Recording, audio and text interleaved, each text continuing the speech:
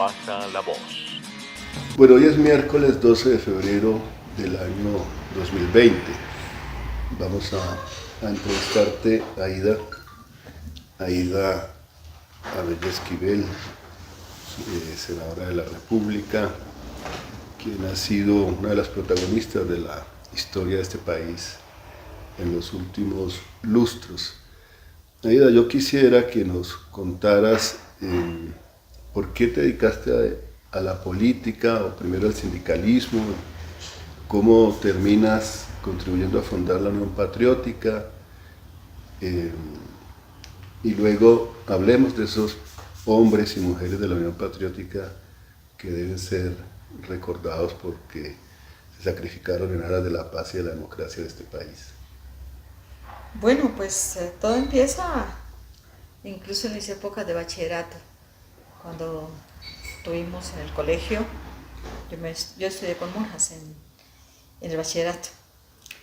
A veces la gente no cree, pero fue así. Yo estudié en el colegio La Presentación, en Sogamoso, y teníamos una monja, la hermana Francisca Emilia, que posiblemente de pronto nos vea, es una mujer muy inquieta, y ella acababa de graduarse en Filosofía y Letras en la Universidad Javeriana. Nos llevaría unos 5 años, 6 años, era una persona muy joven. Y de la Javeriana pasa a Sogamoso, entonces éramos un grupo de 14 jóvenes, y ella estuvo con nosotros de cuarto bachillerato, cuarto, quinto, sexto, y se da una sorpresa en el pueblo, es que de 14, 7 niñas pasamos en la Nacional y 7 en la Javeriana. Era una cosa pues muy novedosa en el pueblo, pero yo creo que se debió mucho a ella, porque nos enseñó demasiadas cosas, pero además nos permitía leer y una serie de cosas. Total de que de ahí yo fui una de las 7 que pasó en el Nacional, y empieza una vida completamente distinta, ¿no? Éramos ya las niñas de uniforme, de colegio, como nos dijo la madre del colegio una vez que fuimos a visitarlas después de nuestro primer semestre, nos dijo: llegaron las librepensadoras, pero era una forma como de referirse, como un poco nos habíamos salido del carril, pues, no, y realmente gente muy, muy inquieta, que estudió diferentes carreras, desde estadística, que era en la Facultad de Matemáticas Puras, y las que entramos a Ciencias Humanas, y yo en ese año entré a la Facultad de Ciencias de la Educación. Y al año siguiente entraría a la Facultad también de Ciencias Humanas, porque queríamos un complemento, veíamos que algo faltaba.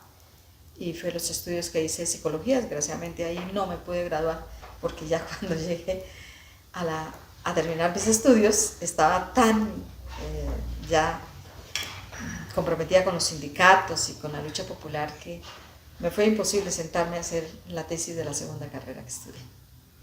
¿Estamos hablando de qué años? Eso estamos hablando de los años 70, empezando en los años 70, y ahí pues fui dirigente estudiantil de la Facultad de Educación. Me tocó la época dorada de Camilo, ya el último año, cuando él ya resolvió irse para otra parte, que lo sentimos mucho los estudiantes que asistimos a estas últimas conferencias. Bueno, Aida, y luego empieza tu lucha sindical. Luego empieza, claro, salgo de educación. Yo pertenecía a una familia de muchos hermanos, yo tengo 8 hermanos, conmigo 9, y había que educarlos, yo era la segunda de la familia. No había tiempo para pensar, había que trabajar y punto, porque 7 niños que están esperando, y mi último hermano fue un hermano póstumo, nace después de que muere mi padre, a los 4 meses. Total de que nos tocaba muy duro a los mayores, y sobre todo a las mujeres. Los hombres rápidamente salen de la casa, se casan, encuentran pareja, hasta luego, y se olvidaron, o no se olvidaban, sino simplemente no tenían pues lo mismo que tenemos las mujeres. Tocaba trabajar, tocaba responder por los 7 hermanos, y así lo hicimos. Y bueno, todavía somos una familia muy unida, todavía piden conceptos y compran una casa, un apartamento. Si no tienen trabajo, pues ya como hacemos, entre todos ayudamos para que no aguanten hambre sus familias. Y siempre fuimos criados en mucho grupo, porque pues claro, cuando uno queda a los 14 años sin papá, pero después hay 7 hermanos, pues necesariamente el grupo familiar es lo primero que pesa. Y así fue. Todo en grupo, entonces me quedó muy fácil saltar al movimiento sindical. Y esto fue en el Ministerio de Educación cuando ingresé a trabajar con ellos. Y el primer trabajo que tuve fue en el área rural. Por eso yo siempre recomiendo que los estudiantes de ahora o posteriori, ojalá estuvieran un año pagos en el área rural. Porque ese año que yo estuve entre el Tolima y el Huila, fue mi primer doctorado, no de esos para colgar en las paredes de las salas, en las oficinas, no, tiene doctorados de la vida real y de todo lo que le enseñaron los campesinos, los niños en una zona que había sido azotada demasiado por la violencia y donde no había ni un solo licenciado. Yo fui la primera que llegué con un título universitario a la Normal Nacional de Fala, que queda sobre la cordillera y que queda entre Armero y Mariquita. Si el volcán hubiera botado su fuego para el otro lado, se había llevado al pueblo, pero cayó sobre Armero, donde murieron 5 de mis estudiantes. Bueno, ¿y cómo se desarrolló esa lucha de esos primeros años de reivindicación sindical? ¿Cómo te afiliaste al sindicato? Bueno, pues cuando estuve allá tenía que terminar la carrera de psicología. Fue el último año, lo hice entre el distrito y la facultad, porque conseguí un puesto en el distrito. En ese momento era el Departamento de Acción Social, que después cambia. Y nos tocó trabajar en los jardines infantiles. Como tenía formación pedagógica, pero además de psicología, yo hacía las veces de psicopedagoga y me tocaba asesorar a las maestras de todos los jardines infantiles del Cordón de Miseria de Bogotá. Y eso nos llevó a una comprensión, siempre nos reuníamos todos los psicólogos, las trabajadoras sociales, el grupo que estábamos en apoyo a las maestras de los jardines, que en ese momento no había de esas facultades de educación preescolar, sino era una adaptación de maestras de primaria que nos atendían los niños en los jardines y encontramos problemas gravísimos que no podíamos resolver. Y entonces las reuniones eran entre académicas y entre qué hacemos, por Dios. La situación se desborda en Bogotá, pero eso hablamos de 40 años atrás. Y era una situación muy explosiva, muy difícil, y ahí en la práctica refuerzo una militancia que había tenido en la Juventud Comunista en la Universidad Nacional y nos ponemos a trabajar en la política. Hacíamos las veces y luego de ahí una directora que llegó del Partido Conservador quería obligar a todos los profesionales a que hiciéramos campaña al Partido Conservador. Pues por supuesto que éramos el 80% de la nacional y todos nos fuimos. Nos fuimos y ella quedó en su trono en el Partido Conservador, pero quedó absolutamente sin profesionales. Los psiquiatras que estaban en ese momento trabajando y que eran algunos de ellos nuestro jefe, pues todos salimos de ese departamento y algunos nos fuimos para el Ministerio de Educación. Ahí ingreso en mi vida sindical porque encontramos un sindicato cuando llegamos al Ministerio de Educación que su gran labor era enviarle flores a la esposa del ministro cuando llegaba un señor de esos al ministerio, y lo otro era recibir las invitaciones que le hacían al ministro al Teatro Colón y que él no podía asistir, entonces se las mandaba al sindicato, entonces los dirigentes sindicales. Eso era la gran labor que ellos hacían. Y bueno, un sindicato muy cuestionado por todo el mundo, entonces nosotros llegamos y un día les dijimos, vean, fuimos al sindicato, nosotros queremos ayudarles, ¿en qué podemos ayudarles? ¿Y ustedes qué saben hacer? Nosotros sabemos hacer pues unos comunicados, por ejemplo, para decirle a la gente qué hace el sindicato. Y empezaban a rodar unos comunicados donde hablábamos de que el costo de la vida pues había aumentado, de que el transporte tal cosa, entonces la gente empezó a decir, oye, ¿quiénes llegaron al sindicato? Que esto está como distinto. Y en la primera asamblea que hicieron, pues necesariamente la gente que estaba en la directiva del sindicato salió.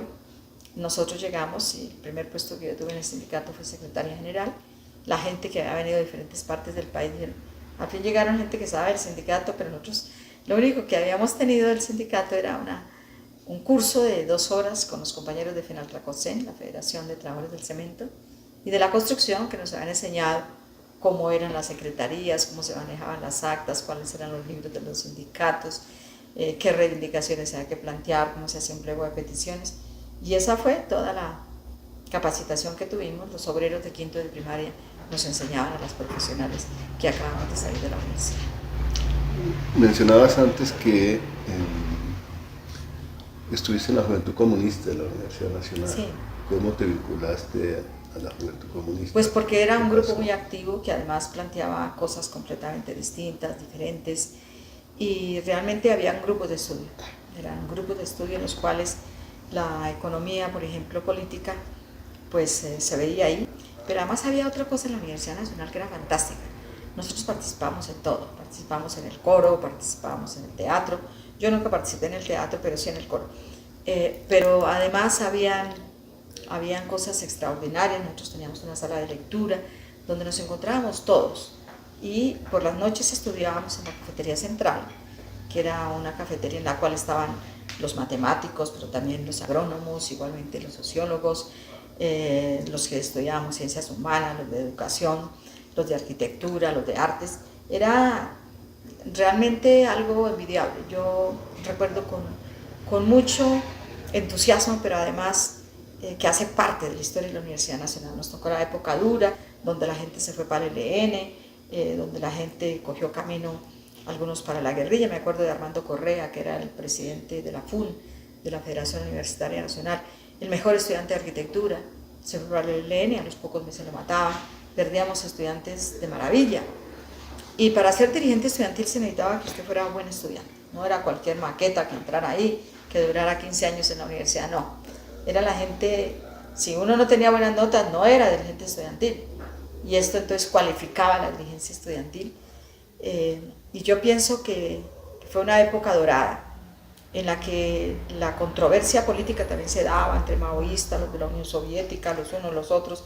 Eran unas peleas y unas discusiones filosóficas que yo con esas discusiones tuve para toda la vida, porque naturalmente que fue un poco también desgastante, pero era una juventud que se preparaba en otras cosas.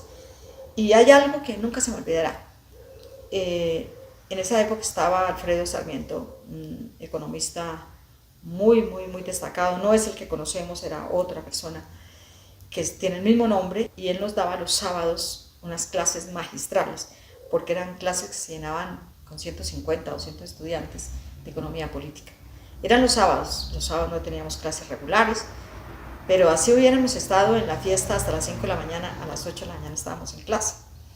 Y eran unas clases apasionantes, los libros que nos ponía a leer, todo. Y era la clase que no tenía notas, pero la que más estudiábamos. Entonces él se sentía muy feliz porque, pues claro, si nos ponía a leer determinada cuestión en capítulo del Capital, pues nosotros llegábamos pues ya muy bien. Y si nos ponía a leer otras cosas, igual. Entonces él decía que era la clase que más daba, y que la clase, con el gusto que él hacía, los estudiantes la recibían. Y nosotros también, no teníamos nota, pero todo el mundo estudiaba lo que nos ponían, hacíamos los ejercicios, miles de cosas. Y esa era una forma extraordinaria de capacitar, por ejemplo, a los veterinarios en las cuestiones políticas, igualmente a los agrónomos o al artista. Y nos encontrábamos todos con nuestras diferentes carreras. El hecho, por ejemplo, de que tuviéramos esa vida tan en común de la universidad en la cafetería central es que si uno tenía, me acuerdo mucho, en una clase de psicofisiología que nosotros teníamos, y el profesor era muy duro, y siempre necesitábamos estudiar muchísimo, y necesitábamos consultar algo, estábamos de medicina. No, que yo todavía no he llegado a este semestre, pero fulano de tal sí ya llegó. Entonces era como un intercambio de conocimientos impresionante, que yo creo que se ha ido un poco perdiendo en la Universidad Nacional. Era una fuente inagotable de saberes, los unos a los otros. Me acuerdo mucho una vez un estudiante de arquitectura necesitaba hacer un plan sobre un colegio, y entonces él fue y nos buscó a los de educación, nos decía, ¿cómo pongo? ¿Qué requisitos tiene que tener el salón de clase? ¿Cómo son los muebles? El área sanitaria, ¿cómo es? Los niños pequeños, ¿a dónde van? Los medianos, etcétera. Y todo eso lo sabíamos de educación, pero él como arquitecto no lo sabía. Y entonces era el intercambio entre los que estudiábamos para ser maestros, pero también el que estudiaba para construir. Qué bien. Eran cosas extraordinariamente valiosas, y así en la política, ¿no? Igual. Entonces uno se encontraba con los maoístas, esos recalcitrantes, y bueno, eran cosas también en la política que en esa época se daban. Ya eso ya se ha venido superando, por fortuna, y como el mundo ha cambiado, pues también las discusiones igual. Bueno, luego sigues en tu lucha sindical, llegas a ser la secretaria general del sindicato. ¿Cómo se llama el Del sindicato? Ministerio de Educación Del Nacional, Ministerio de Sintrenal. Educación Nacional. Todavía existe. En esa época teníamos muchos colegios nacionales y todos dependían del ministerio. Después entonces, con todas las reformas que se han hecho, eso pasó a los departamentos, hubo una serie de despidos, la gente todavía nos busca, mis antiguos compañeros. Fue una experiencia bellísima porque además fue un sindicato que recibimos con 500 afiliados de papel. El sindicato pues no se dedicaba a nada que fuera sindicato. Y después, poco más o menos, nosotros estuvimos dirigiendo, luego fui su presidenta, a los 2 años fui su presidenta y lo dirigimos poco más o menos por unos 12 años. Y en ese trayecto conformamos el CITE, el sindicato era el Comité Intersindical de Trabajadores al Servicio del Estado. El sindicato pasó a ser parte de la CSTC, la Confederación Sindical de Trabajadores de Colombia. En esa época era una central muy influida por la izquierda, especialmente por el Partido Comunista. Había gente que no era comunista también, pero era una confederación bastante buena. Y el sindicato se afilió, entonces yo llegué también al comité ejecutivo de la CSTC. Siendo muy joven, esperaba mi primer hijo y bueno, me tocaban hacer cosas pues extraordinarias, como ir a muchas asambleas ya del sector obrero, me acuerdo de la fábrica de Philips, me acuerdo de la fábrica de Ternit, me acuerdo también de la fábrica de vidrio, íbamos a las reuniones de los cementeros, y entonces era un intercambio entre lo que encontramos en el movimiento estatal y lo que encontrábamos en la clase obrera. Y luego, cuando el CITE coge un vuelo impresionante, porque, bueno, esto se debe a 1978, cuando hicimos un paro muy fuerte. En el 73 hicimos un paro de 1 hora. Era el Comité Intersindical, el CITE lo llamábamos, Comité Intersindical de Trabajadores del Estado. Y me acuerdo mucho que El Tiempo tituló en su primera página 1 hora para la burocracia. Y entonces todos en los ministerios decíamos, pues no, paramos 1 hora. Y había unos sindicatos muy fuertes en el Estado, como Telecom, como los maestros, que me acuerde, la Caja Agraria. Y nos decían, bueno, ¿ustedes quiénes son? ¿Qué fuerza tienen? No, pues nada, ¿no? Pero pues somos sindicatos. Con el tiempo, el CITE se desarrolló tanto que incluso ganamos cosas que no tenían los maestros, como la prima de alimentación, la prima de transporte. Y entonces se crearon problemas complicadísimos en la educación, porque resulta que un celador de un colegio podía ganar más que un maestro por horas extras, por dominicales, por festivos. Y entonces ahí tuvimos, pues, un poco más o menos los maestros nos dijeron, bueno, ¿y ustedes como que así, como que el celador gana más que un maestro? ¿Y qué culpa tenemos? Ustedes no trabajan sábado, no trabajan domingos, no trabajan horas extras, y además ustedes tienen su pliego que es poderosísimo, nosotros tenemos un pleguito ahí, pero eso repercute en cosas de ese estilo. Después, pues, el CITE toma el vuelo en 1978 cuando hacemos el paro de un día. Entonces todo el mundo se reía porque decían, ¿y ustedes qué van a parar? Pues sí, el Ministerio de Educación y el de Justicia. ¿Y qué? ¿Y qué paran de la economía? Pues sí, nada. Pero el paro fue tan fuerte que se sintió.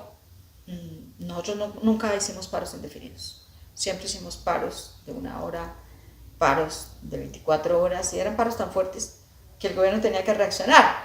Entonces en el paro del 78, que era lo que queríamos, que los empleados públicos tuvieran un régimen laboral. No teníamos, habían trabajadores de 24 horas, 365 días, por ejemplo, en la Instituto Rural de Acacías, los celadores trabajaban eso, y nadie pagaba ni extras, ni dominicales, ni nada. Poco más o menos éramos unos esclavos en el año de los 70. Y con ese paro, que fue muy duro, nos buscaban. Siempre me acuerdo que el doctor Uribe era el secretario general, el secretario privado del ministro, un cafetero que había de apellido Restrepo. Él estaba muy joven, nosotros también. Y entonces él posaba en esa época liberal. Nos buscaba. El día anterior nosotros no estábamos en ninguna parte, íbamos a hacer el paro. Fue tan contundente ese paro que el aeropuerto empezaron a llamar a las 8 de la mañana. Mire, en el aeropuerto los aviones estaban retrasados, que están en operación reglamento. El sindicato de la aeronáutica hacía parte del CITE. De las cárceles empezaron a decir, oiga, ¿qué está pasando en las cárceles? Que los guardianes están reunidos en los patios, dice que por un pliego. ¿Qué es el pliego? Y era el pliego que habíamos presentado al gobierno en cabeza del ministro del Trabajo. Entonces en esa época entonces el ministro de Hacienda dijo, ¿y esto qué es? Y empezó todo el mundo, los ministerios estaban todos cerrados. Me acuerdo mucho que teníamos en esa época al doctor Durán Duzán, que era mano de piedra Durán, y lo teníamos en el Ministerio de Educación, y todo el mundo dijo, todos los ministerios pararán pues de educación, y el de educación paró. El ministro se devolvió, y la secretaria después, muchos años atrás, me comentaba que el ministro había dicho, es que yo soy el ministro y voy a entrar, y cuando llegó y encontró a todo el mundo, entonces él dio la vuelta y dijo, no, mejor me voy para la presidencia. Y tan de buenas que se encontró con todos los ministros allá. Estaba el de gobierno allá, estaba el de comunicación, estaban todos los ministros. Es decir, había consejo de ministros, se incluso hubiera citado al presidente. Y entonces ya, claro, todos allá reunidos, pero bueno, ¿y esto qué fue lo que pasó? Todo estaba parado, el INDERENA estaba parado, el IDEMA, porque habíamos hecho un trabajo de años, ya llevamos 5 años, y la gente decía, bueno, estos son los que se mueven, estos son los que están pidiendo que por favor nos pongan un horario, no teníamos ni horario, la gente podía ponernos a trabajar 10 horas, 15 horas, y con ese negociamos el decreto 1042, que es el régimen laboral, que todavía está en el Estado. Total de que se subió de tono el CITE, entonces ya los que estaban en Fenaltras, especialmente el compañero Víctor Manuel Quince, que era el presidente, nos buscó y nos dijo, ustedes son los que mueven a la gente, ustedes son los que tienen organizado el sector estatal, ¿por qué no vienen para la federación? Yo les dejo la federación porque esto es un cascarón en relación con lo que ustedes hacen, y entonces todos los sindicatos acordamos entrar a Fenaltrase, y desde entonces pues teníamos además una federación muy fuerte, que ya los sindicatos que se creyeron fuertes y que eran los que mandaban a callar, nosotros no mandábamos a callar a nadie, por supuesto era un movimiento sindical muy modesto, no teníamos pues sectores de la producción como las comunicaciones y demás, pero fue el que logró en últimas también estabilizar y ganar reivindicaciones para los trabajadores del Estado, que nos llevó incluso a ser uno de los sindicatos centrales de la lucha para constituir la CUT, la Central Unitaria. Eso te quería preguntar. Y ahí, ¿cómo nace la CUT? Eso nace en el momento en que en el país hay un ambiente de unidad muy grande. En el 85 se ha creado la Unión Patriótica, y en la Unión Patriótica llegamos algunos dirigentes sindicales, pero no a su dirección. Nosotros éramos militantes de base de la Unión Patriótica, teníamos cargo de dirección en el movimiento sindical. Entonces muchos participamos no como sindicatos, sino como personas que queríamos militar en un partido distinto, y más en el sector estatal. En esa época en el sector estatal eran la mitad liberales y la mitad conservadores.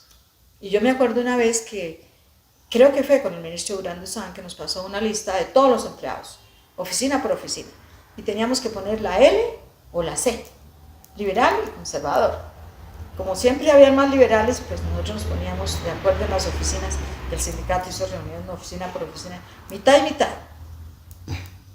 Entonces unos poníamos L y otros poníamos C, y mitad, y nadie se iba del ministerio. Entonces a mí me tocó C, y me dijeron, ¿usted C? Le dije, sí, yo soy comunista, pues tengo que poner C. Entonces todo eso que los ministros habían hecho como para sacar gente, como ya los sindicatos estábamos pues muy organizados y todo, aquí nadie sale.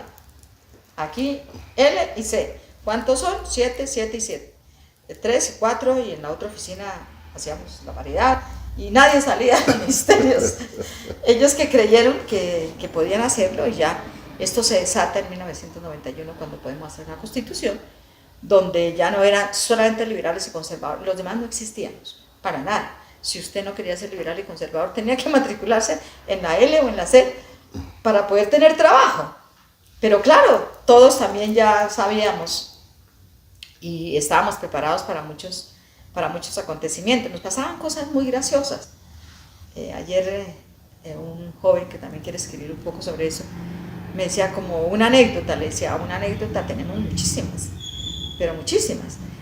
Primero, cuando se posesionaba un ministro, nosotros llegábamos con el decreto 1042, que lo habíamos negociado y todo. Pobre ministro, no sabía ni nada. Era como ahora, los ministros eran los amiguetes del presidente. Y entonces, en esa época decíamos que se puede aplicar ahora mismo también. El que sabe, sabe, y el que no es jefe. Entonces, todos los de abajo les enseñábamos al que llegaba jefe, que era el amiguete del amigo del presidente. Y el amiguete del presidente era el ministro traía sus amiguetes y los ponía, pero no sabía ni por dónde entraba el ministerio. Entonces siempre llegábamos pues con los decretos que nosotros habíamos negociado con gobiernos anteriores a decir al ministro, le traemos un obsequio, estos son simplemente los decretos que hemos negociado con el gobierno nacional. Entonces siempre me acuerdo que el ministro llamaba al jefe jurídico y le decía, sube por favor. Entonces sube por favor era que le entregáramos los decretos que nosotros mismos habíamos negociado y que los pobres no tenían idea, y ahí capacitamos jefes de personal, capacitamos jefes de jurídica, y esto se volvió una cosa muy simpática. Por ejemplo, muchachos que estudiaban por la noche, que trabajaban en el ministerio, prácticamente nosotros éramos los directores de tesis en la cuestión laboral, y iban a hacernos unas preguntas tan obvias, que era todo lo que en últimas habíamos conseguido los trabajadores del Estado. Y lo que sí nos tocó aprender mucho fue el régimen laboral de los trabajadores oficiales, de los obreros y todo eso, que también fue, yo creo que el movimiento sindical fue una escuela de capacitación diaria, a minuto, sobre todo lo que teníamos que aprender en las negociaciones de las fábricas, en las negociaciones del Estado, que eran dos cosas muy distintas, pero que a lo último todas convergían en la mejora de las condiciones de los trabajadores. Bueno, y viene el nacimiento de la Unión Patriótica. Ya nos has dicho que te vinculaste pues, a título personal Sí. a ese proyecto. ¿Por qué te vinculaste a ese proyecto? Sí, pues porque veíamos que teníamos ya toda la tragedia vivida de las CES y de las CELES, y de que el gobierno eran la mitad liberales y la mitad conservadores, pero que hay gente que pensamos completamente distinto. Surge el movimiento, pero además era de un proceso de paz, era un proceso de paz con las FARC, y de todas maneras esto despertó un ambiente muy grande y de mucho optimismo en el país, tanto que llegaron conservadores, liberales. Me acuerdo mucho gente extraordinaria como Octavio Sarmiento, que luego lo asesinarían. Yo estaba en el exilio por allá en los años, ya estamos en los años 2000 cuando lo asesinan. Y había gente extraordinaria también del Partido Conservador, que llegaban y no solamente que militaban en la Unión Patriótica, sino por ejemplo el doctor Vázquez Carrizosa, que nunca fue de la Unión Patriótica, pero que fue un hombre militante, por ejemplo, en los derechos humanos, que nos enseñaba muchísimo, incluso a la gente de izquierda, y un hombre que salió de las entrañas del Partido Conservador, pero era de un progresismo extraordinario. Y en eso nos encontramos muchísimos, pero además en el 86 se creaba la CUT. Y esto venía de una gran movilización de paros cívicos, marchas campesinas, donde los campesinos también pedían pues la tierra, pedían una reforma agraria, a muchos los mataron, y también de paros cívicos, pidiendo el acueducto, pidiendo la energía, pidiendo la carretera. Era una época de mucho movimiento social, cívico. Y claro, Jaime Pardo Leal. Claro, entonces ahí es cuando nosotros ya ingresamos. Jaime hacía parte de todo lo que le he contado de Fenaltrace, y a Jaime lo sacan precisamente un año antes. Él era magistrado del Tribunal de Cundinamarca y había formado a Zonal Judicial, sindicato de trabajadores, empleados, jueces, todo eso de la rama jurisdiccional, y eso le costó el puesto de magistral. Me acuerdo mucho, en la corte se dio un debate sobre si un magistrado podría ser un dirigente sindical, y ese debate era contra Jaime, y uno se lleva sorpresas en la vida. Allá quienes lo defendieron fueron los conservadores, y quienes lo atacaron eran los liberales. Y cuando eso se dio me acordé algo que mi abuelo, que era un liberal vargasvilista, me dijo siendo muy niña, me dijo: para godo los liberales de mi pueblo. Y esa era una discusión en la cual se plasmaba cómo los conservadores defendían que sí, que un magistrado podía ser dirigente sindical, y los liberales fue a lo último quienes lo sacaron. Eso le costó a Jaime salir de la rama, uno de los magistrados más brillantes que tenía el tribunal, reconocido por sirios y troyanos, reconocido incluso por sus propios contrincantes políticos, un hombre de izquierda, un hombre militante del Partido Comunista, un hombre extraordinario que había llegado a las altas esferas de la justicia, un hombre insobornable, un hombre de una transparencia jurídica. Y bueno, como él sale de la rama, pues yo creo que no teníamos mejor candidato para la presidencia que él, en el 86, y logra más de 300, creo que fueron 320.000 votos, que en esa época pues nos catapultaba como el tercer partido de este país. Y fue así. En el 86 se hicieron las elecciones, ese año se crea la CUT y ese año se hacen las primeras elecciones donde la Unión Patriótica participa, fruto de un proceso de paz. No era que se hubiera cambiado las primeras elecciones las primeras elecciones no. En esa época todavía estaba el Congreso y luego vienen después, por la actividad de la Unión Patriótica dentro del Congreso, que se crea y que se llega a la elección popular de alcaldes. Esa fue una idea de la Unión Patriótica. Entonces, en esa época, pues queda Jaime, no es magistrado, pero de una brillantez impresionante, lo elegimos en el Congreso, candidato presidencial. Y sale un cúmulo de gente para las elecciones del Parlamento, y ahí es donde tenemos 14 parlamentarios. Teníamos 9 representantes a la Cámara, 5 senadores, 14, y eso les pareció mucho.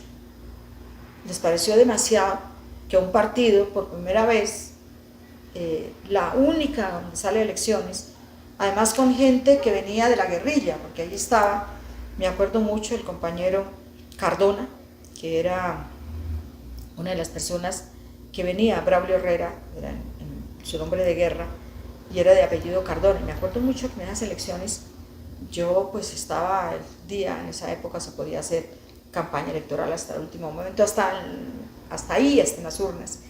Y la gente llegaba y nos pedía, hágame el favor, ¿dónde es que está Braulio Herrera? Es que él se llama Juan Carlos Cardona. No, es que yo quiero ser de Braulio Herrera, y nos tocaba una cantidad de tiempo convencer a la gente que era el mismo. Es que no, es que queremos, y realmente llegaron algunas personas que estaban en la guerrilla. Él llegó, Iván Márquez también al Congreso, pero no con ninguna circunscripción especial ni nada. Ellos llegaban como cualquier colombiano que se hubiera lanzado. Y lástima, si realmente hubieran entendido estos enemigos de la paz, estos que empezaron a matar a la Unión Patriótica, lo que representaba que ese partido pudiera vincular a la gente que estaba alzada en armas, nos habíamos ahorrado por lo menos 2 decenios y casi 3 decenios de guerra. Se habían ahorrado muchísimos dineros para la educación, para otras cosas. No lo entendieron, o sí lo entendieron, pero son amantes de la guerra, los que quieren todo. Aquí hay una élite que para mí no representa ni burguesía ni oligarquía, es una élite corrompida, parásita y mafiosa. Y es lo que vemos ahora. Y empezó el exterminio de la Unión Patriótica. Empezó el exterminio de la Unión Patriótica, no aguantaron. Y yo creo que es muy difícil para ellos todos los debates que se dan en el Parlamento cuando hay una oposición fuerte.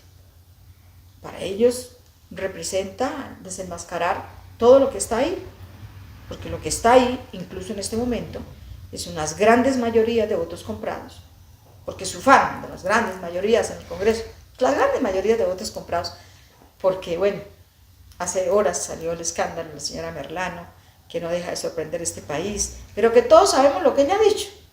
¿Quién no sabe en la costa Caribe cómo se compran las votos? ¿Quién no sabe quiénes son los mochileros? ¿Quién no sabe las casas donde están pagando? Eso no hay, pero no solamente en la costa Caribe. También pagan en Boyacá, pagan en el Cauca, pagan en Nariño, pagan en el Chocó, en Bogotá. Pagan en Bogotá, pagan en todas partes. Esto no es un problema localizado en alguna región del país. Bueno, Aida, y tú llegas a concejal de Bogotá. Sí, después de la Asamblea Nacional Constituyente. Nosotros estábamos en el momento sindical cuando bueno, viene todo el exterminio, el asesinato de Jaime Pardo sí, Leal. Viene el asesinato de Jaime, pero después, en el 89, vienen 3 asesinatos. Y esto no lo resistieron ni la población, pero especialmente los jóvenes. Y yo tengo siempre que reivindicar esas inmensas manifestaciones de jóvenes pidiendo la 7ª papeleta. Y la 7ª papeleta era para cambiar la Constitución del 86, porque era completamente, mejor dicho, estábamos en las cavernas. Y claro, este era un país que se manejaba con estado de sitio. todos los presidentes tenían que declarar estado de sitio. Esto era impresionante porque la gente no estaba contenta, pero siempre había la bota militar que la mandaban a las manifestaciones, a las huelgas, a todas partes, y realmente había un cansancio y una fatiga. Pero lo que rebosó la copa fue el asesinato de los 3 candidatos presidenciales. Matan a Galán, porque toca un punto que a ellos les dolía mucho, que era el narcotráfico. Matan después a Bernardo Jaramillo, y después, de la Unión los Patriótica, pocos días, con un Pizarro carisma y Ortiz, con que una acaba. facilidad para ser presidente. Eso no lo respetan. Un hombre muy inteligente y muy joven. Lo asesinan a los 34 años. Un abogado brillante.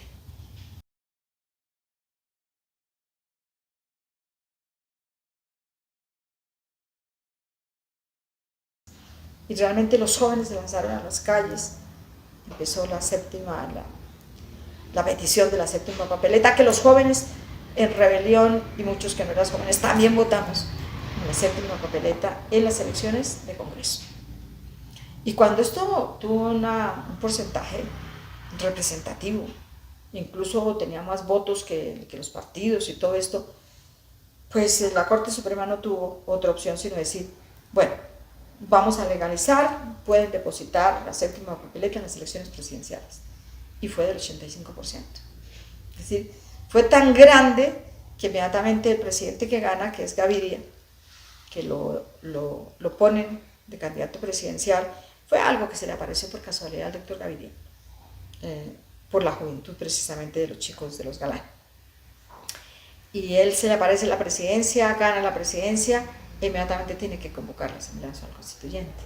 Y nos convoca para una elección en diciembre del año de 1990. Y a ti te eligen. Entonces nosotros participamos en una lista por la vida con el doctor Vázquez Carrizosa, que le encabezaba. Era el presidente del Comité de Derechos Humanos. Y bueno, segunda iba yo, tercera iba Matallana, que había sido un general además. Y luego iban otros dirigentes y nosotros sacamos 2 personas en la lista. Ese día de la elección pues estábamos muy cansados de la campaña y todo eso, nos había tocado recorrer el país en condiciones difíciles, no teníamos nunca plata para nada, pues bueno, como siempre.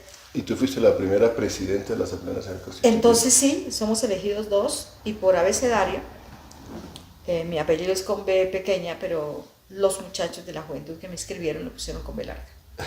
Entonces yo figuraba Aida Bella con B larga.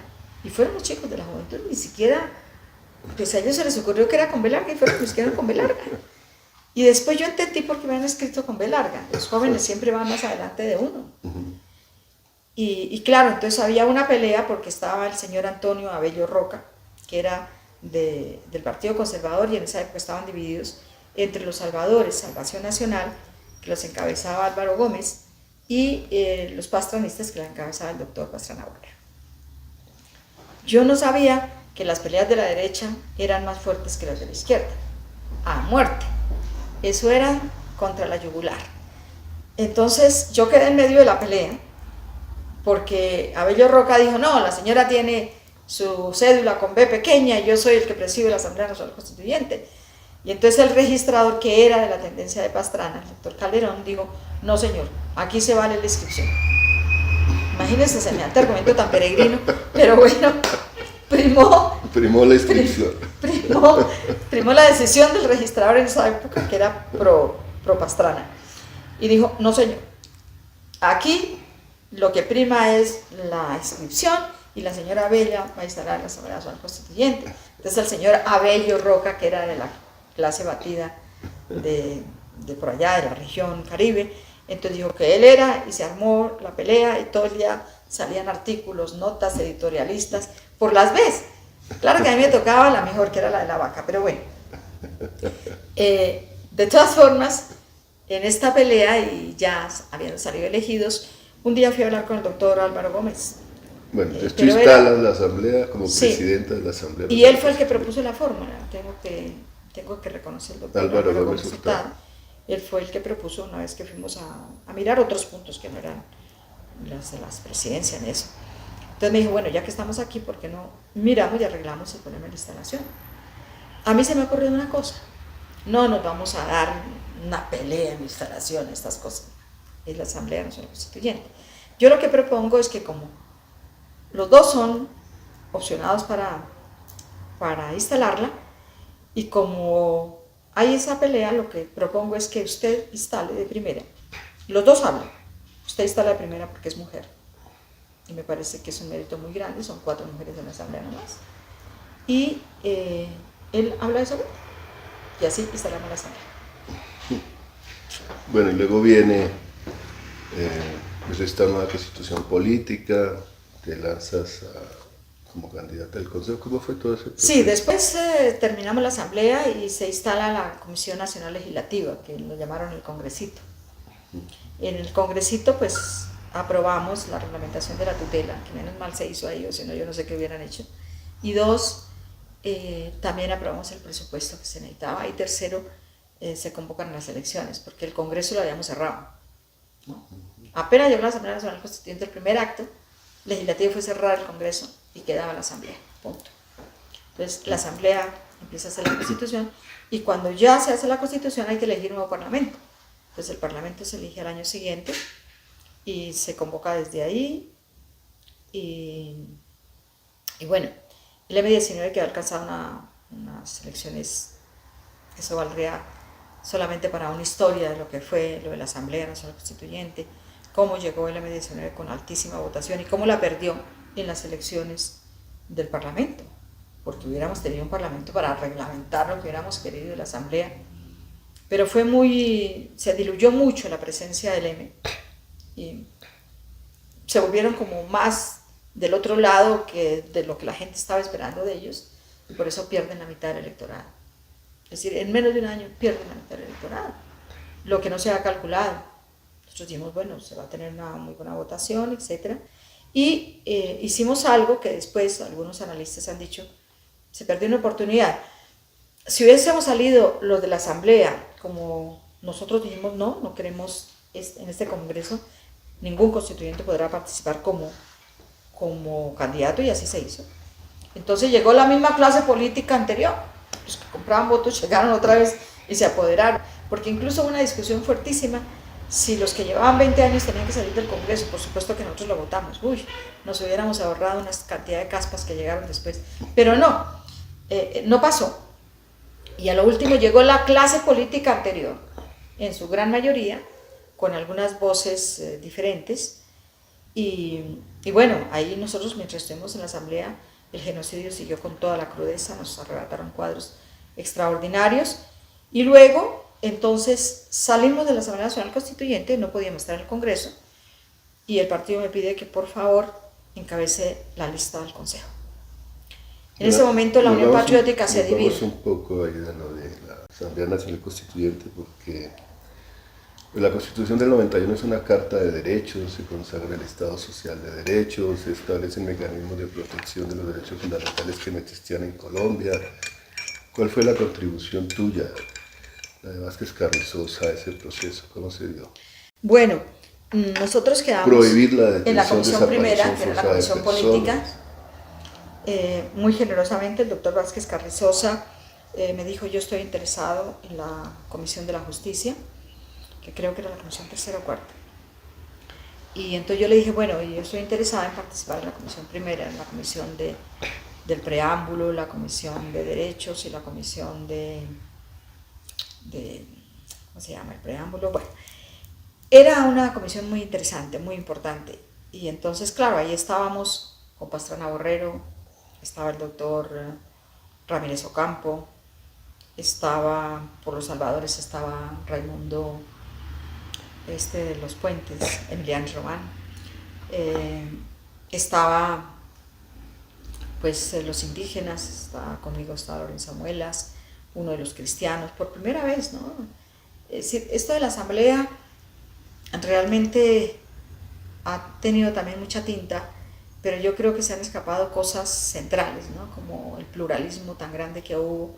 Por primera vez llegaban los indígenas, que también salieron elegidos en franca lid, sin circunscripción especial ni nada. Había en el país un sentimiento de que esto había que cambiarlo. Nomás las 19 bancas del M19 fueron extraordinarias. Lástima que no se hubiera podido coordinar un poco más, pero bueno, fue lo que pasó. Y yo sí creo que dentro de la Asamblea, por ejemplo, en el punto de los derechos, nosotros llevamos una carta extraordinaria, no solamente porque la llevábamos, sino porque también otros sectores habían recogido, en últimas también el sentir de la gente. Pero si en algo contribuimos fue en la Carta de Derechos Humanos. Y habían cosas muy interesantes en la discusión, por ejemplo, discutir con el doctor Esguerra, que después fue ministro de la Defensa. En el momento de mi atentado él era el ministro de la Defensa y era un constituyente de Salvación Nacional. Yo decía, pero este hombre que está en Salvación Nacional tenía cosas muy de avanzada, pero cuando fuimos a mirar lo de la tutela, él no podía entender que la tutela no lo tenía sino que poner abogados. Nosotros decíamos, no, la tutela es un derecho que puede poner cualquier persona si no sepa leer y escribir. Tiene derecho a llegar donde un juez y decir, señor, tutéleme mi derecho a la vida. Y lo tienen que hacer, no necesitan de un abogado, porque ¿qué tal? Un hombre de la calle que llega a un juzgado a decir, señor, tutéleme la vida, estoy perseguido, yo no sé por quién. Y entonces, ¿cómo tiene con qué pagar un abogado? El derecho a la tutela no opera. No. Después la degeneraron un poco y entonces le ponen un poco de recovecos y de leyes y yo no sé cuántas cosas. Pero realmente la discusión que se da dentro fue esa. Si yo vivo en una casa donde están maltratando a un niño, ¿por qué tengo que contratar un abogado para que le defienda la vida al niño que yo veo que está en peligro? ¿No? Entonces en esa discusión, que era de Salvación Nacional, me acuerdo mucho que dijo, me han convencido los argumentos, voto el derecho a tutela. Y eran cosas muy buenas que se daban adentro. Tenemos muchísimas anécdotas que ojalá no se me olviden antes de que las podamos escribir o que alguien las escriba, porque fueron además cosas muy de fondo, pero también circunstancias casi que humorísticas que se daban dentro de la Asamblea Nacional Constituyente. Por ejemplo, que alguien nos decía, hay que votar este artículo así, y en el momento de la votación se perdía. Y esos eran los hombres arañas, nos embarcaban a todos y nos dejaban, y él se quedaba en tierra, ¿no? Cosas que pasaban muy interesantes adentro. Y yo creo que si algo pasó en la Asamblea Nacional Constituyente fue también el hecho de la participación indígena, y siempre reivindico a Lorenzo Muelas, porque era una persona muy auténtica, que cuando se presentó todo el problema del Dios que iba a figurar en la Constitución, en el preámbulo, entonces eso se armó una cosa tenaz, y que era el Dios. Emiliano Román nos decía, es el Dios cristiano, es que aquí la mayoría son cristianos. Entonces Lorenzo desató la discusión de una forma muy sencilla, dijo, bueno, ustedes tienen uno, y nosotros los indios tenemos 169 dioses, entonces háganme el favor de ponerme el de ustedes y el 169 dioses que tenemos. No, entonces hagamos la cosa más general, o si no esto se nos forma un lío de la Madonna. Y el que menos preparación, digámoslo, académica tenía era el que más preparación filosófica estaba dando dentro de una discusión enorme que se estaba haciendo en la Comisión Primera. Toda la vida me acordaré de eso, lo reivindicaré siempre.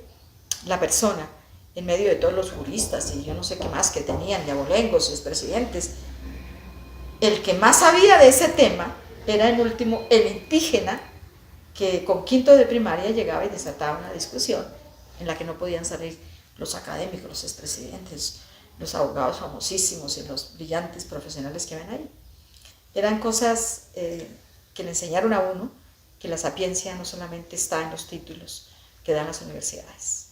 Y allí se establece también en esta Constitución que se prohíbe detener y desaparecer personas en Colombia. Sí, todo eso. ¿Verdad? ¿Cómo se dio esa discusión? Me acuerdo que estuvo Loyola Muñoz, que en ese momento era la presidenta de la Federación de Detenidos Desaparecidos de América Latina. Sí, yo la conocí. Ella vino y nos hizo una exposición brillantísima. Es una mujer campesina, con una exposición de las mejores que ha tenido la Asamblea Nacional Constituyente, y demostró cómo Colombia era un país donde se desaparecía gente. Y a ella, en particular, también el trabajo que habían hecho los compañeros, también de la gente que luchaba aquí por los desaparecidos y todo, que después se dividen, es una lástima que eso haya pasado, y también el trabajo que ellas hicieron en el interior fue bastante. Y yo creo que es de las cosas buenísimas que quedaron en la Constitución y que han quedado un poco escritas, porque a lo último siguieron desapareciendo gente. Bueno, y luego llegas al Consejo Y la Unión Pasa esto, el Patriótica. partido se divide, la Unión Patriótica en ese momento. Había unos que... yo creo que mucha gente de esa sintió miedo de ser objetos del exterminio y decidieron que se iban. Y se fueron. Se fue Carlos Romero, se fue Angelino Garzón, se fue toda esa gente. Se fueron y en ese momento teníamos la discusión, porque Carlos había sido el concejal de muchísimos años y él decía que los votos eran de él. Y la gente del partido sostenía que los votos eran del partido.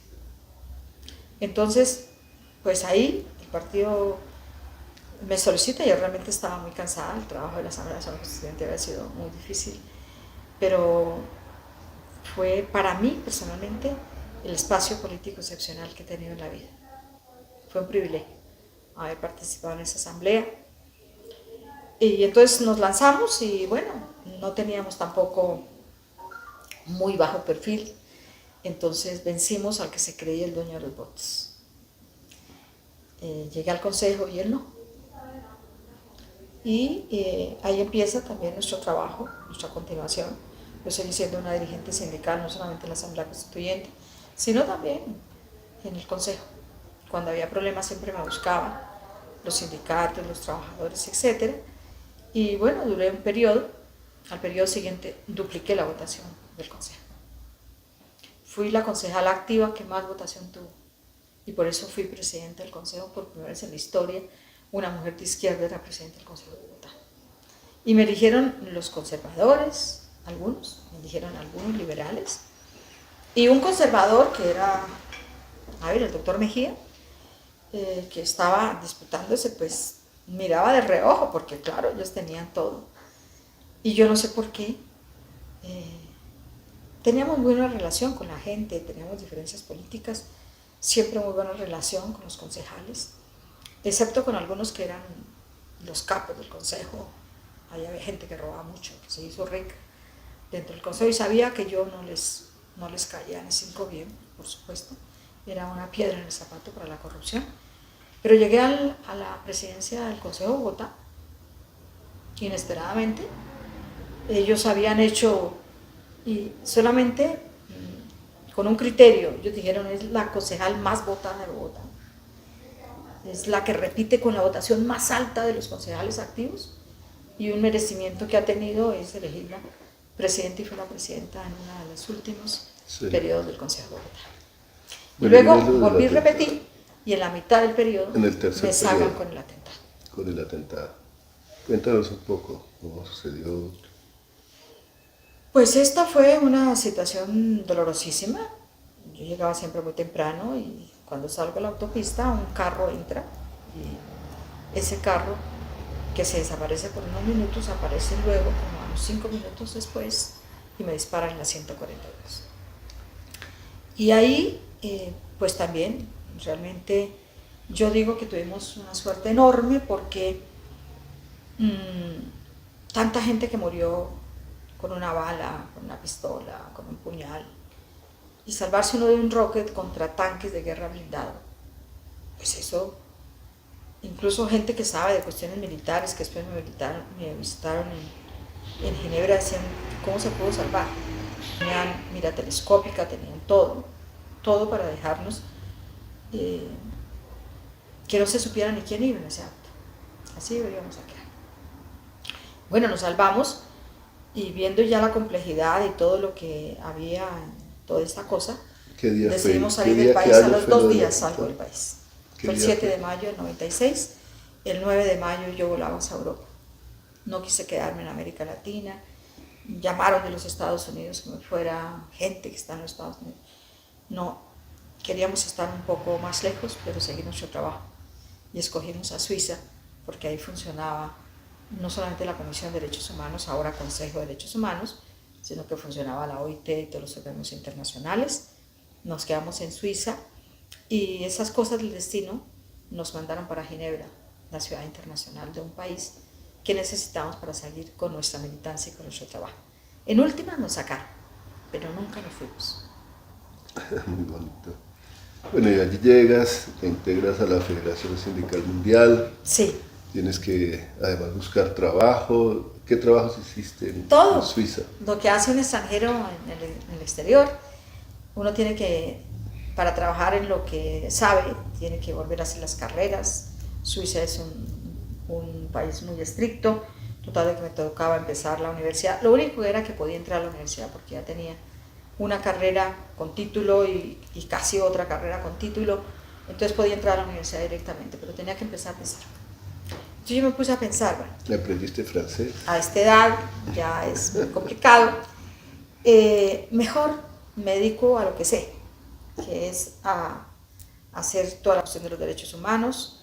Entonces le digo a la federación, mire, usted no tiene representación aquí, yo puedo hacer la representación, por supuesto que no les vale un peso, tampoco tenían un peso porque en ese momento el bloque socialista ya no existía, bueno, miles de cosas. Y entonces ellos me dan la credencial, podía entrar al Palacio de Naciones Unidas como entraba el ministro y como entraba el embajador y como entraban todos. Yo entraba con mi credencial en la Federación Sindical Mundial. Entonces pudimos hacer un trabajo muy interesante, porque además era continuar mi trabajo. Yo trabajaba por la mañana en Suiza y por la tarde en Colombia. Por la mañana ganaba mi salario, entonces trabajé en una perfumería, trabajé en una chocolatería artesanal, trabajé sacando a una niña, a Geraldine, que es como mi nieta, y ella fue la que me enseñó porque hablaba muchísimo y entonces era Radio Geraldine, ella hablaba de todo, se reía, es lo que uno necesita para aprender un idioma y lo aprendí gracias a Geraldine, gracias a los cursos también que hicimos, pero uno en los cursos pues aprende gramática, pero si no practica pues no anda en nada. Entonces lo primero que hice, bueno, me acuerdo de Federico Andreu, que fue la persona que me dio la primera frase que nos ayudó para todos los otros que llegaron después. Él me dijo, mira, en el exilio uno se hunde o flota, y hay que flotar. Y lo primero que hay que hacer es aprender el idioma. Es la primera tarea política, y así fue. Fue la primera tarea política, es aprender el idioma, aprendimos el francés. No tan bien como mis hijos, que eran adolescentes y todo, pero lo aprendimos. Y luego, pues, nos dedicamos a trabajar mediodía para pagar mi arriendo, ayudarle a mis hijos, qué sé yo. Siempre he sido una persona que vive con poca plata, pero no la desperdicia, entonces eso me ayudó muchísimo. Y dos, por la tarde entraba, yo iba, descansaba, me tocaba trabajar de 6 de la mañana, a veces hasta las 11, a veces hasta las 12, descansaba unas 2 horitas, a las 2 de la tarde estaba en Naciones Unidas, haciendo mi trabajo de Colombia, que nadie me lo pagó, nunca pedí un peso por ese trabajo, pero fue el trabajo más interesante y más importante que también hice en el exilio. Bueno, y después decides regresar a Colombia. ¿Por qué decides? ¿Cómo pues fue una haces? cosa realmente casi que casual. Es algún abogado, el doctor, hay que reivindicarlo, Araujo, puso una demanda impulsada por un grupo donde uno solo es de la Unión Patriótica y otros señores que, bueno, ya se había puesto la demanda, no lo habían negado, se había puesto el recurso, no lo habían negado, y él argumenta algunas cosas también en otro gobierno, que es ya en el gobierno de Santos, y se gana la demanda. Y cuando se gana hay que hacer un congreso. Entonces las personas que habían ganado la demanda, no sé cuántos acompañan al doctor Araujo, no sé, un grupo, pero uno solo era la Unión Patriótica. Entonces él se cree que es el dueño. Entonces que se ganó la personería jurídica, pero nosotros habíamos seguido mandando todo al Consejo Nacional Electoral, hacíamos nuestras reuniones, dicen que sin personería jurídica, a nosotros que nos importaba su personería jurídica. Nosotros seguíamos funcionando como un partido. Después de que yo me fui, pues estuvo el compañero Mario Peggy, él siguió con la presidencia, todo lo hacíamos reglamentariamente. Y unos señores que habían demandado que se creían que eran los dueños de la Unión Patriótica. Pero como todo estaba en el Consejo Nacional Electoral, pues no había nada que demostrar. Quien se reunía con el gobierno, quien puso la demanda internacional, quien hizo toda una serie de cosas, fue la Unión Patriótica, con personería o sin personería, seguimos funcionando. Entonces, esos señores que acompañaron al doctor Araujo, pues se creen que son, y entonces se declaran en rebelión, bases en rebelión. Uno solo era la Unión Patriótica. Y él sabe por qué salió.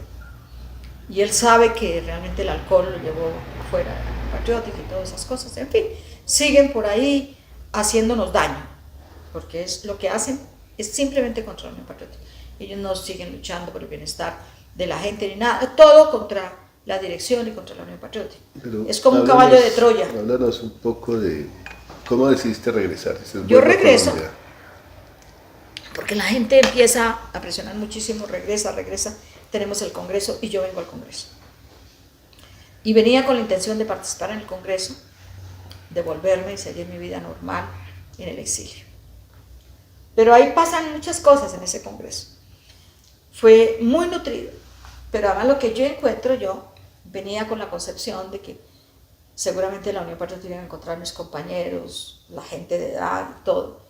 Y lo que encuentro son congresos del 70% son jóvenes y el 30% no somos tan jóvenes. Un congreso donde los jóvenes que estaban tenían tanta capacidad como la que teníamos nosotros cuando teníamos 20 años o 25 años. Yo dije, no se perdió el tiempo. Es decir, había una juventud en perfecta ebullición, pero además súper preparados en la política. Me llevé las impresiones más tenaces porque estuve de comisión en comisión y realmente yo realmente me llené de mucha vitalidad gracias a los jóvenes, pero también a la gente que no era tan joven, que había persistido en el partido, que estaban ahí, que estaba el Partido Comunista, que estaban algunos liberales, que había gente que había pertenecido a otras corrientes, estaban ahí. Y claro, cuando los muchachos entonces les da porque yo pueda ser una candidata presidencial y sale eso de sorpresa en el Congreso, yo quedé absolutamente casi que en estado de shock. Yo dije, pero ¿qué voy a hacer? Yo no había consultado con mi familia, nunca habíamos pensado que yo me podía quedar aquí, nada, absolutamente nada. Yo venía y me devolvía. Cuando esto sale, pues yo no puedo echarle agua fría a un Congreso, sobre todo esa magnitud, donde los jóvenes están esperando algo y yo no puedo salir y decir, ah, no, porque yo tengo que ir a pedir permiso. Pues tocó tomar esas decisiones que uno toma en la vida porque le corresponde. Y dije sí, después me devolví, como a los 8 días, volví a Suiza, le consulté a mis hijos y mis hijos nunca me creyeron que yo no tenía todo eso planificado. Todavía no creen. Luego de eso, entonces viene ya, viajaba a Suiza, venía para acá, venía para allá, porque eso tiene el exilio, ¿no? Hay un periodo en que uno no sabe si está allá o está acá. Y eso hay que llevarlo con dulzura, hasta que uno se convence que le toca quedarse en un lado o en el otro, y yo me quedé acá. Entonces vino la campaña presidencial, vino la campaña presidencial a la presidencia. Con Clara López, fue también una experiencia valiosísima, muy linda, porque además eran 2 mujeres que en la historia de Colombia no se ha vuelto a presentar, que disputábamos la presidencia y la vicepresidencia, 2 mujeres. Y sacaron... Que no tuvimos mala votación, nadie nos ponía más de 500.000 votos y sacamos casi 2 millones de votos. Casi 2 millones de votos. Que fue extraordinaria, una campaña tranquila, una campaña en la que nosotros íbamos de pueblo en pueblo, de plaza en plaza, de colegio en colegio, universidad en universidad, nos dividíamos el trabajo, no hubo mayores problemas con Clara. Clara es una mujer muy interesante, pero además muy fraterna. Entonces pudimos hacer una campaña muy linda, preciosa, donde nos sentíamos pues como pescaditos en el agua. Ella había estado muy poco tiempo por fuera, yo había estado 17 años por fuera, pero en esos 17 años también uno aprende. Y en el exilio se aprenden cosas y se enseñan. Y era el exilio distinto a los chilenos, a los argentinos. Ya teníamos internet, teníamos Skype, teníamos absolutamente de todo. Entonces era más fácil. No había fronteras en comunicaciones. Y yo creo que el exilio en últimas también sirvió para cualificarnos, sirvió para aprender otro idioma, sirvió para ver de otra manera el mundo, y yo creo que también en estos momentos es un punto de referencia que tenemos frente a muchas cosas que hay que impulsar en este país. Bueno, y luego llega las elecciones al Congreso, te lanzas como... Y después, en las últimas elecciones, pues sí, el partido nos robaron porque nos habíamos lanzado al Consejo. Fue un robo absoluto. Era lo mismo que hicieron en este periodo, donde nosotros la primera noche aparecemos con 4 concejalas y al otro día aparecemos con 3. Pero como ya sabíamos cómo se robaban las elecciones, 75 jóvenes y personas que no son tan jóvenes también nos ayudaron y logramos rescatar, perdón, logramos rescatar la cuarta curul. En últimas, pues ya nosotros no teníamos ni la plata ni la iglesia para que se fueran todos a buscar los votos como hizo Elmira, etc. Y luego cuando vienen yo me fui para Suiza, dije, no hay nada que hacer, todo el mundo por su lado, la unidad no sirve por ningún lado. Y ya al finalizar el año del 16, estuve todo el año en Suiza, me llaman los muchachos y me dicen, mira, hay posibilidad de hacer una alianza con un sector, con los progresistas y tal vez con otros sectores. Y bueno, el problema está es en que usted no puede encabezar la lista. A mí que me importa encabezar listas o no encabezarlas. Nosotros lo que queremos es la unidad, y una unidad no se rompe por encabezar una lista, cosas de esas. Si hay posibilidades de irnos unificados con sus sectores, vuelvo, si no, prefiero quedar cuidando los nietos. Entonces, todo esto lo hacen los jóvenes acá, y ya llevábamos a algún acuerdo, que el segundo renglón lo quiere yo no sé quién, a mí que me importa su segundo renglón. Si por casualidad se les ocurre que puedo ocupar el quinto renglón, me gustaría. Es fácil hacer una campaña con el número 5. Pero si no, déjenme en el 10, que yo soy una fan de Messi y yo sé que me vale. Y sí, salimos con el número 5. Bueno, ¿y cómo te ha ido en escena? Bien. ¿Qué has sentido? Yo creo que volví a esto que nosotros tendríamos alguna pequeña experiencia. La experiencia del movimiento sindical es muy valiosa para las corporaciones públicas. Nunca hemos tenido, ¿cómo es que dicen? Los miedos escénicos y esas cosas. Pero no es ningún mérito personal. Yo creo que es una cuestión genética que tenemos para hablar en público y eso. Que podemos sostener algún debate, etcétera, pero nada de personal. Nunca recibí clases de eso ni nada, pero nos ha ayudado también. Y lo segundo es que tenemos hasta cierto punto autoridad. Nunca hemos estado de lado a lado, de bando en bando. Tenemos una concepción de izquierda frente a lo que puede ser el manejo de un Estado. Siempre lo reivindicamos, creemos que es una manera distinta de ver. Claro, el mundo ha cambiado y la izquierda ha cambiado y la derecha también. Tanto que se han devuelto en la historia, porque por ahí vemos asomos del neofascismo y todo eso en varios de los países. Pero yo creo que el mundo también ha variado de la otra opción, y es que esto hay que cambiarlo. Así es de que los proyectos de ley, pues alguno que todo el mundo está esperando el debate, que es lo de la pensión. Nosotros tenemos la pensión universal. En contravía de todo.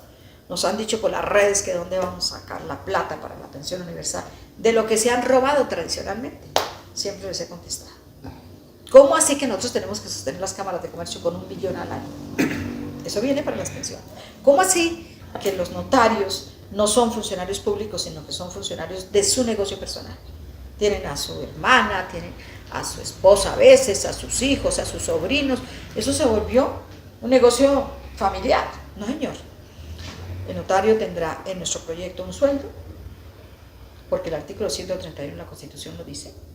Son funciones públicas y deberían haber hecho hace 28 años el régimen laboral de las notarías. Y no lo hicieron porque lo necesitaban para pagar reelecciones, lo hacen para colocar a los mejores amiguetes del gobierno, van de notarios, y así se haga una especie de simulacro con los concursos. Nosotros sabemos que eso todo está arreglado, y lo que queremos es rescatar todo ese dinero para el Estado. Aida, y la implementación del acuerdo de paz, ¿cómo lo valoran? Las 16 curules para No, las todo víctimas. esto se ha podido hacer precisamente por el proceso de paz, porque otro de los motivos para el regreso es la paz, ¿no? ¿A qué volvíamos a un país donde la muerte predomina sobre cualquier aspiración de vivir? Y el proceso de paz es como una luz en el largo túnel de la violencia. Y dijimos, bueno, hay que también ayudar, lo que podamos ayudamos, ¿no? A lo mejor no mucho, pero algo podemos ayudar. Y entonces a eso también vinimos, estuvimos 2 veces en La Habana, en las víctimas y después otra visita que hicimos. Y yo creo que fue un proceso que el país no debe desaprovechar. Pero que desgraciadamente, yo creo que hay políticos que también se equivocan en otros partidos, Partido Liberal, el propio Partido Conservador, que tiene un ala también que es un ala progresista, poquito pero existe. No, le dieron los votos a quienes no debían dar los votos. Y este es un proceso que lo tratan de asfixiar.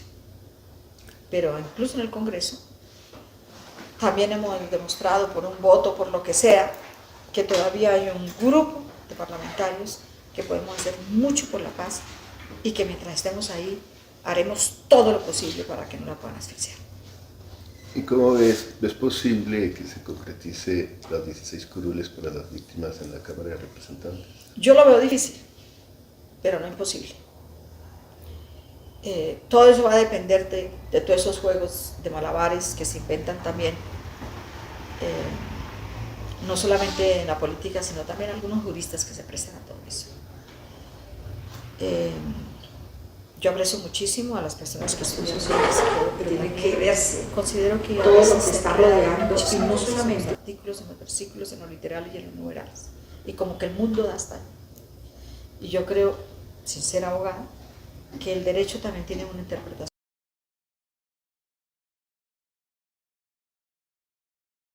Porque si fuera por eso, nosotros no hubiéramos podido poner, por ejemplo, la demanda por genocidio político.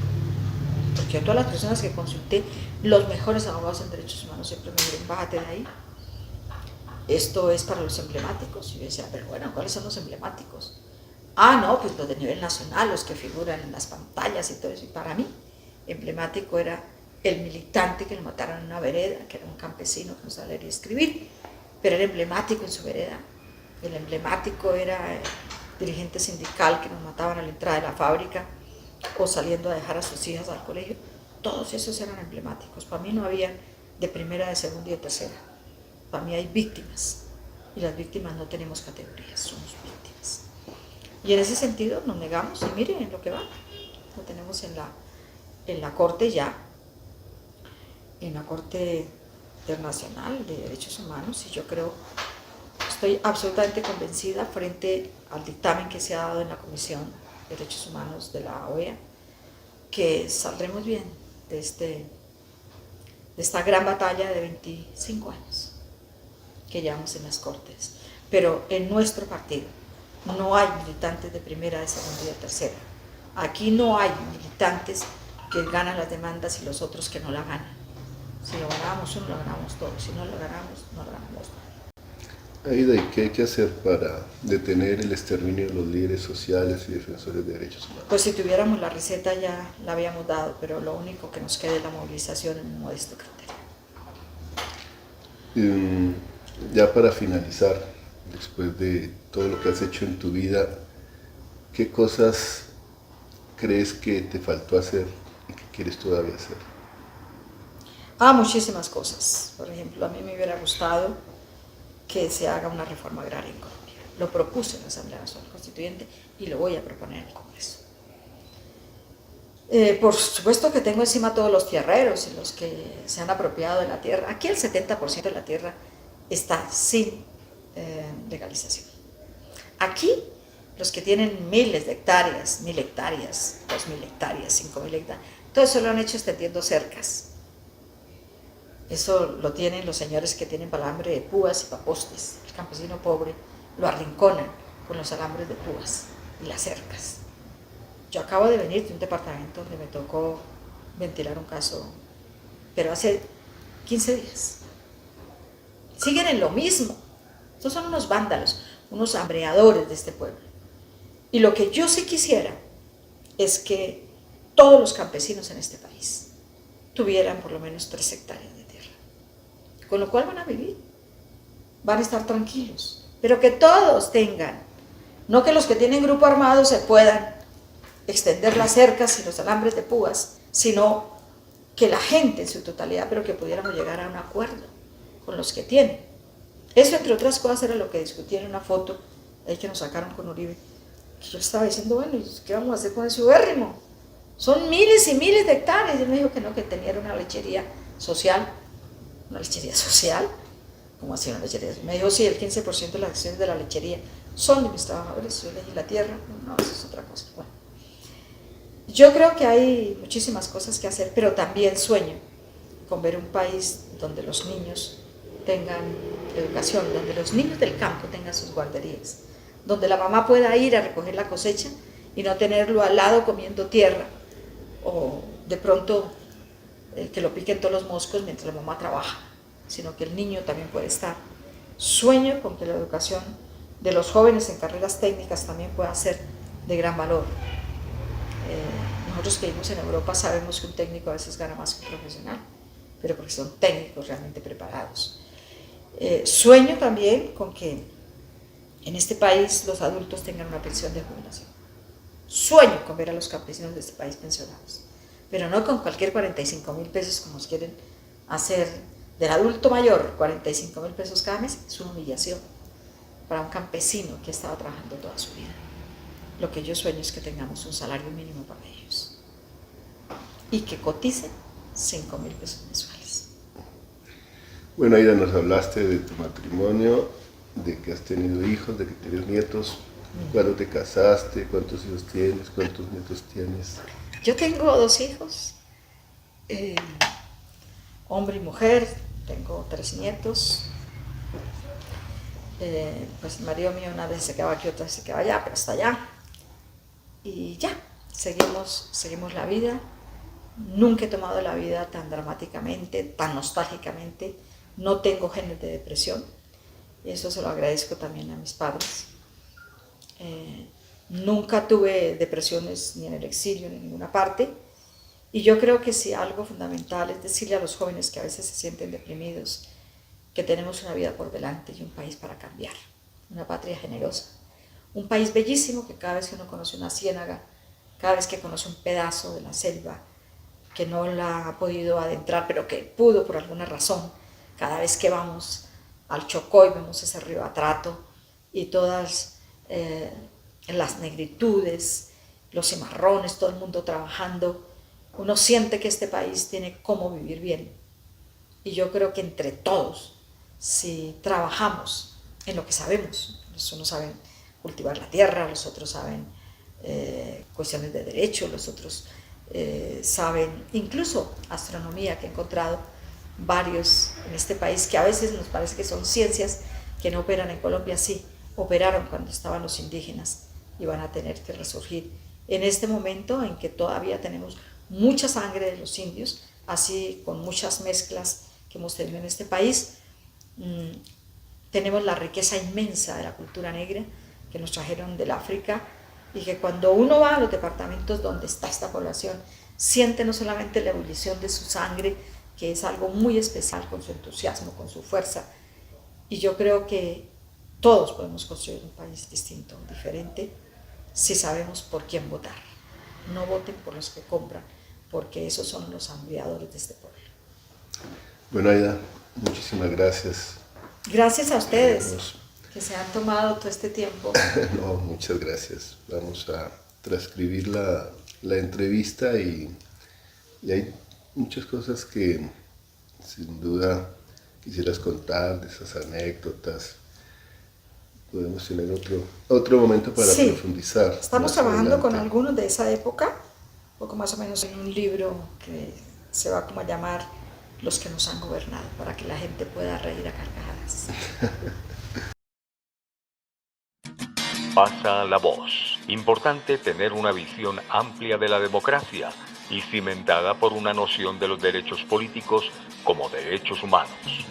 Numeral Pasa la voz. Numeral Derechos Políticos. Síguenos en nuestras redes sociales. Luis G. Pérez Casas.